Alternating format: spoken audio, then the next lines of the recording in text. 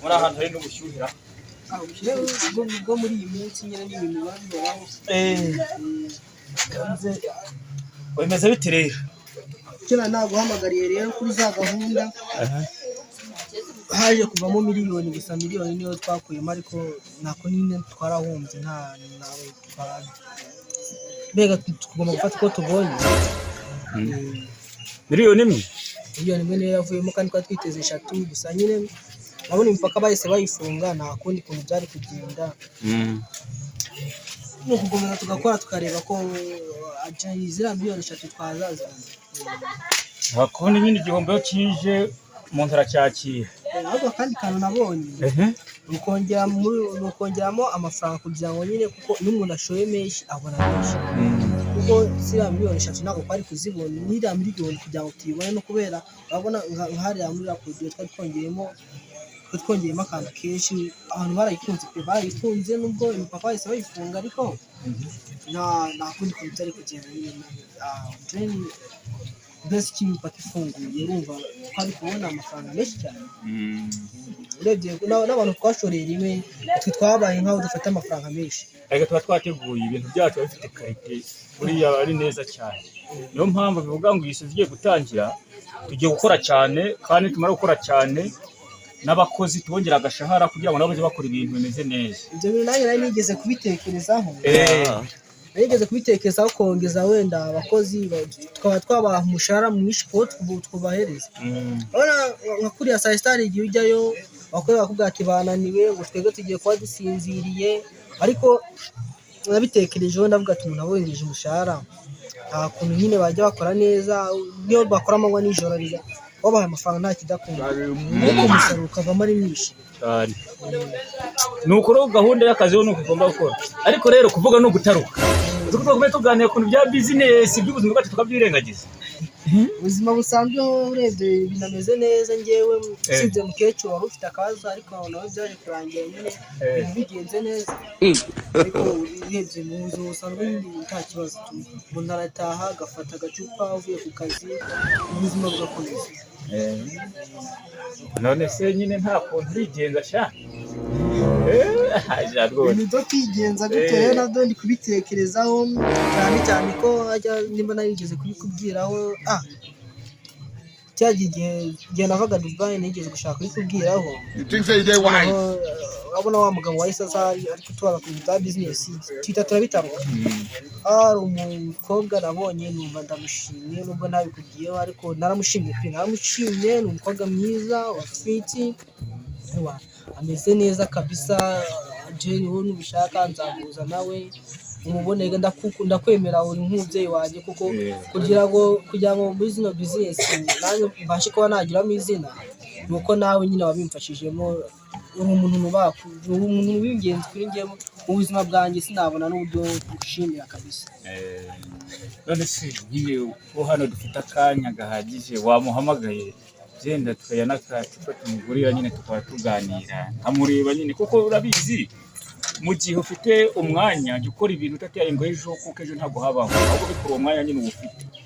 Tuganire nyine tumaze amakuru, ariko ntanyereke ubwo n'umukazana niko bimeze. Ubwo rero wamuhamagara wamuhamagara nta kibazo, cyane ko ngomba no kubanza kumubaza nyine nimba afite umwanya. Urumva arangije vuba, hari akazi yari yabonye muri minisiteri ishinzwe iby'ubuzima. Ushobora gusanga ari mu kazi, ariko nk'umuntu dukundana ntabwo yabasha kuba yamburira akanya. Ukaba mfata nka papa waje ukaba mwana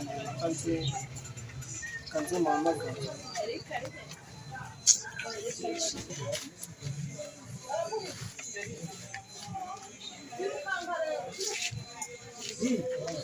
Wiyara bebe bimeze gute?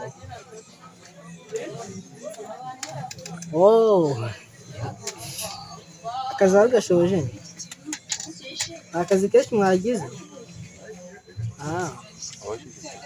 None se ko narindi kugushaka, ufite wenda wakigora ukabona akanya nyine ukaza ukansanganura nicaye, kuko ndi kumwe n'uwo mfata nka papa, akaba yakureba. nta kibazo. Okay, nta kibazo nyine wowe fata umumotari nta kibazo. Fata umumotari nta kibazo akuzana agushyitse muri rompu wireba hano twigeze guhurira muri rompu. Ahagukitse nta kibazo nuwakikuhita umpamagara. Nta kibazo cy'ishobo ibindi turabivuganaho ntiwakikaho. Yego.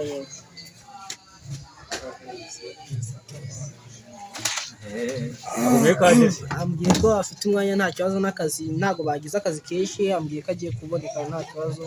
Akunda umukobwa mwiza nawe umubonye ukimubona nawe urahita umunshinga. Kuko igihe nagiraga urugendo muri Dubai nabikubwiye niho twamenyanye. Nawe yari yagiyeyo. Urumva ni umukobwa mwiza kandi afite n'amafaranga. Nubwo akora muri minisiteri y'ubuzima ariko n'ibintu bya business ari. Nubwo bura ibintu bya business abizi. Aho kugira ngo tuzashaka undi mukozi wundi ushaka umanager uramanaging abakozi bandi. Bamubwira tukazama mu mwanya ukora. Cyangwa se muzazana mu bintu by'inkundo. Bande ndakubaza twanabyumva twabanza tukamubaza tukumva nimba yabikunda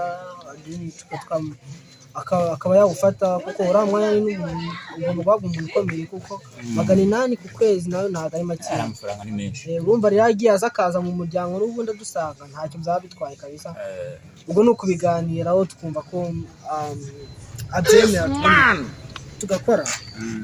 Ahubwo mubaza hashitse kano kanya umuntu ari kwitegura ubahita kwitegura turareba ese ubundi Broman yahize ko yango ko wamubwiye yotsa yaje kugenda gute. Rero hano ahangaha nawe urabona na turashize none ntacu urambwira ndanyaruka nsimbuke kuko mucoma wanje mafite abakira benshi cyane ahangaha mucoma Barumani Silver baba bari mu kazi. Ariko kubera kuri uwanjye nta n'impamvu urambwira ndagenda ngukorere nta kibazo. Nta kibazo aho kugira ngo twite dutangira kunsoma kano kanya twategereza umukunzi wanjye akaza Jenny ubundi urabize amafaranga kuyakorera biragora bigoye pe. Yego kugira ngo ibyishimo bitangire turi umuryango twese. Noneho rero kuri gahunda ya business dushaka gufungura indi shami hano mu Rwanda sibyo, ariko tukumva twagerekeza mu ntara y'Uburengerazuba. Akaba tujya gukorera nawe nabonye byageraho tugakunda cyane kuko urabona n'amaproduit akenshi tuba turi gukonsoma hano mu Rwanda tuyakuye za Dubai n'ahandi. Urabona mu Burengerazuba niho bayakonsoma cyane dukiza agashami yaba ari sawa. Niho tugomba gukorera kuko ubundi nta mpamvu yo kurara dukoresha ibintu by'abanyamahanga kandi iwacu mu Rwanda dufite ibintu tugomba kurara dukoresha. Niyo mpamvu rero tugomba gufungura ishami Uburengerazuba. Nabyo byaba ari sawa ngo wumva n'ubundi ikibazo cy'amafaranga inguzanyo ngo twari tumaze kwishyura abantu twongera izindi miliyoni kuri banki nta kibazo. No kubipanga neza niyo mpamvu ushaka manager umeze neza ufite gahunda z'ibyo akora tukabishyira mu murongo wa nyawe noneho kugira ngo tuze kubihuza neza aze adukorere budget y'ibyigwa kuko ikibanza ariko ndazakwereka amafoto yawo mu kanya yaho hantu nabonye kumba kubaka uruganda. Ikibazo aho se kumukobwa ari no gutinda kandi umuntu ashaka gutaha mvuye mu kazi nanyine ngiye mu bazana ndashyitse. Ibyo naze mubwira we umuntu abavuye mu kazi naniwe ariko nta mpamvu yo kudabisabana. Alo ushyitse n'ubukika muri rompo noneho urareba usa n'ubaza ahahoze ari kwa Maurice ku kabari kwa Maurice aho ngaho abari buza rero niho twicaye nta kibazo ukiyashikura ahita utubona. Yego yowe nta kibazo shu isoni ziki nta mpamvu zo kugira isoni. Nta soni ni ibintu bisanzwe. Yego nta kibazo uhita wihuta nta kibazo. Yego afite hano hirya muri rompu yaraje nyuma y'iminota kumwe cyangwa ibiri arabadukitse. noneho nanjye nze ndebe ya gahunda gikurikirana ubwo ajye kugera asanga nyine ibintu twabiteguye nta kibazo. Nta kibazo nta kibazo. sawa sawa.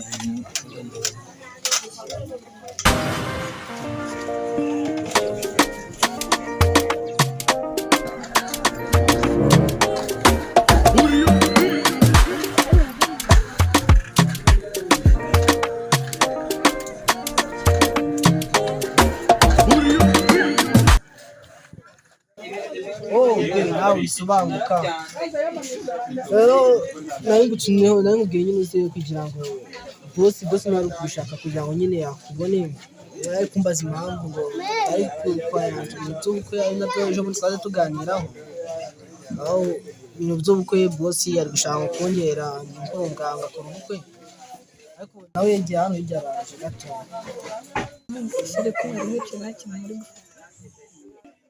nyine urumva nanjye nibwo nari nshyashyika kanya kuko urabizi bitose nakubwiye ko ngiye mu kazi nibwo nari ngise hano rero bosi yarampamagaye ngo musure hano aka ni akabari gafunguye vuba yaranyije kureba nyine n'uburyo bimeze turi no gushaka manager namubwiye ko ubonye muri minisiteri bitari kugenda akazi ushobora kugakora. Nta kibazo nkunze gukorera umwanya uri kuri mashini wanjye nta kibazo. Nta n'ikibazo ibyo bintu turabyoroganiza reka bosi abanza azi kuko hari utuntu yaragiye kurambika twari twakoresheje urumva ibyo bibuze no gukemuka bibuze gukemuka mu kanya. abo rero umuhungu wanjye ntabwo ko zari zahiye abura kuzuza ariko zuzi ujya mwebwe murakomeye cyane. Ariko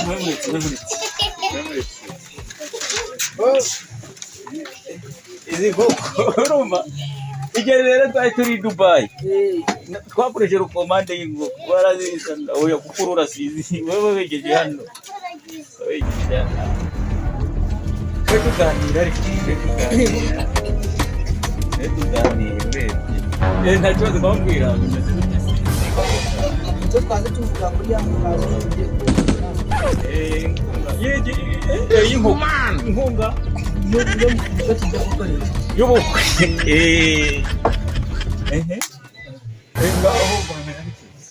naje mwimubwiraho navuze ko nta kibazo no kuba yaba manager nta kibazo yaba manager nta kibazo bimuteye rwose ariko boss mirebe twabanza tukarya ibyo bintu tukabijyanaho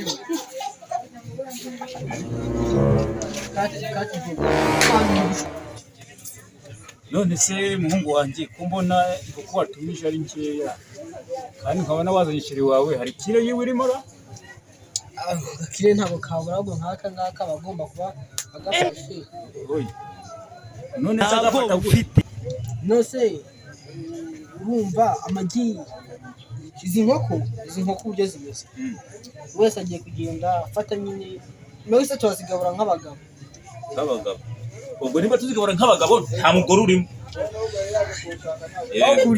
turi nk'abagabo ibyo biroroshye ubwo nawe akira nk'umugabo ndaza kugenera nta mugore urimo siko uvuze se kuba mvuze nk'abagabo nyine ntabwo bivuze ko nta mugore wazamo ntabwo bivuze ko nta mugore wazamo ubwo bivuga ngo kire yawe ivuyeho isigaye ni iyanjye komeza umbwira ibya business rero bimeze bite use twavuga muri kujya nanjye ntari kujya ibyo bintu bikazavamo none se nyine ubwo twavuganye mushya tubigabuye nk'abagabo ahubwo ayo ngaho asigaye nawe tugiye kuyagabura nk'abagore nimba hagiye kuramo ibintu byo kurwana bosi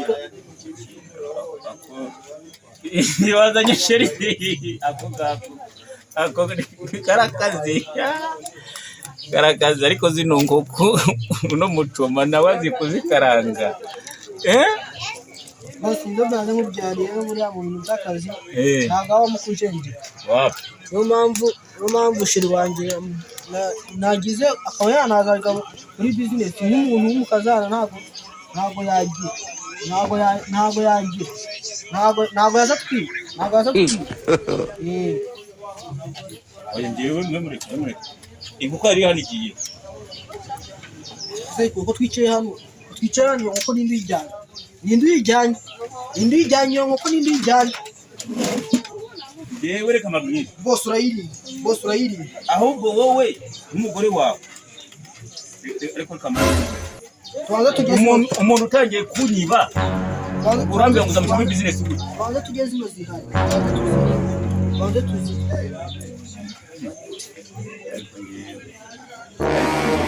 bosi kujya cyane turaza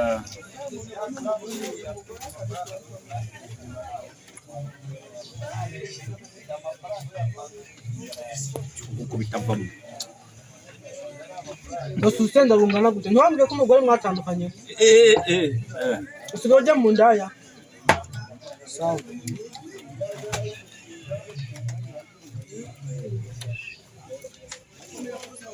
bosi iyo nkoko ubitsura yishyura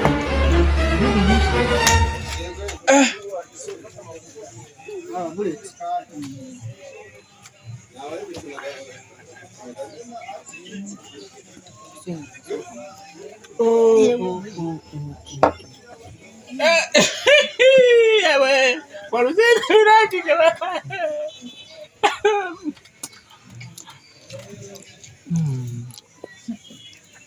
mbo ubu rero kambwira ujya ngo nabyibagiwe inkoko yarivuye ugiye kuyirya ari inkoko eshanu nyine nawe uraza ninde zari eshanu uwo bayisangana aragurisha nta kibazo turaguhera urahera kuri nde wowe tugusa ninde waziguze ni njyewe no okay nta kibazo ari wowe waziguze ubwo twinga twitaye urazishyura gute se kandi nyine ariwo waziguze se ubundi igenda ubwishyura iki ubundi gute ushaka kujya inka nka nyirayo inka nka nyirayo se gute ubundi ujya inka warayoroye aho kugeza ubwo inkoko n'izanjye zavuye mu kiraro cyanjye zokerejwe ku cyokezo cy'iwanjye mucoma ndamwishyura none uvuga ngo nizawe gute nange wampaye inkoko imwe uyigurisha ngaho nitwishyira ku munzani inkoko y'ibiro 4,15 bose umuzi inkoko wazanye ari n'ifite irobora irobo wavuze kuri iyi nkoko imwe izabyara izindi nkoko zikabijana bari nawe ayo mafaranga ashaka bose dushaka kuki ibintu by'inkoko tujya kuganira niyo riri hano byabuzine tubyihoreye ubwo ni nuko muza mugenda munyiba